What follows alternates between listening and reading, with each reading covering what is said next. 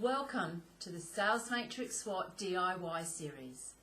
In this video, we are going to show you how to connect Salesmatrix SWOT to your NetSuite Cloud Accounting system. In the past, setting up Salesmatrix SWOT required IT professionals to set up and complete.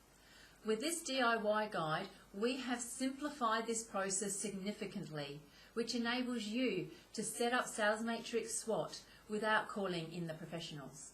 This DIY guide will take you through two simple steps. Please be sure to follow both these steps carefully in sequence.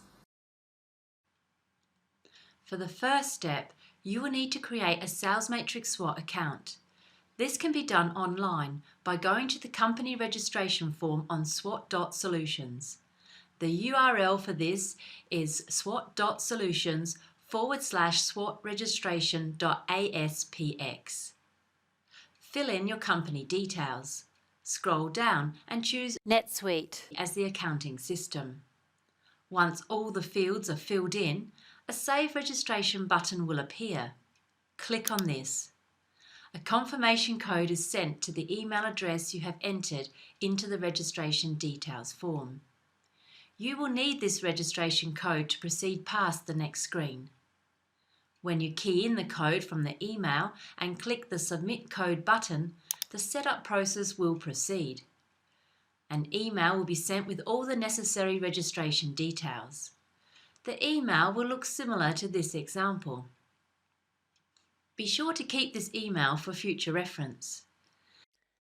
Now you're ready for step 2, connecting SWOT to your NetSuite account.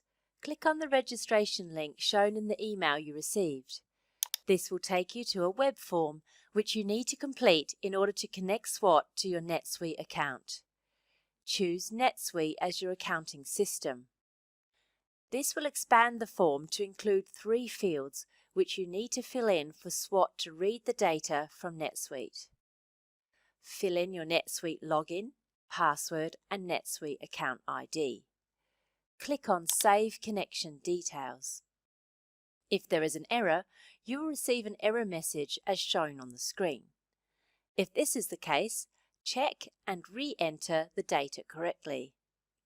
Otherwise, after a few seconds, a confirmation screen will appear, confirming that the connection was successful. Be aware that you will need to wait several hours before data appears in your SWOT app. The confirmation email that you received earlier has your login and password to the SWOT app.